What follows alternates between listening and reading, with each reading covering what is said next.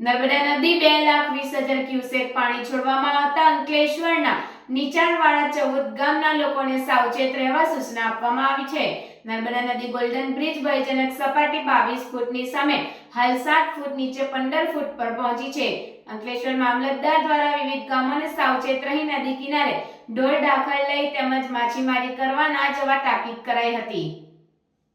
ઉપરવાસમાં પડતા સતત વરસાદ તથા ઓમકારેશ્વર બંધમાંથી ડેમ છોડવામાં આવી રહેલ પાણીને કારણે સરદાર સરોવર બંધની સપાટીમાં સતત વધારો થવાથી રવિવારે બપોરે 1 કલાક સરદાર સરોવર બંધનો 15 દરવાજા 1.65 મીટર ખોલવામાં આવ્યા છે, જેને કારણે બંધના નીચલા વિસ્તારોમાં 1,75,000 ક્યુસેક પાણી વહેશે.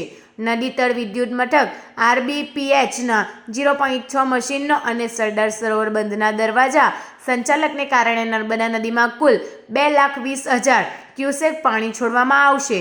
રવિવારના રોજ ગુજરાતની જીવાદોરી સરદાર સરોવર નર્મદા ડેમના 30 પૈકી 9 ગેટ મોસમમાં પહેલી વખત ખોલી 2.20 લાખ ક્યુસેક પાણી નર્મદા નદીમાં છોડવામાં આવી છે.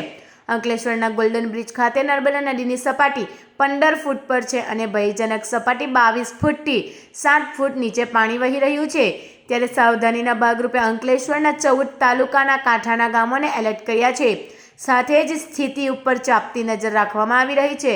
અંકલેશ્વર SDM ભવદીપસિંહ જાડેજા, TDO મયુર ગાયન, અંકલેશ્વર મામલતદાર કરણસિંહ રાજપૂત તેમજ પોલીસ સ્ટાફ સ્થળ અસરગ્રસ્ત ગામો પર નજર રાખી સતત ટેલિફોન સંપર્ક તલાટી તેમજ ગ્રામજનો જોડે બનાવ્યો છે.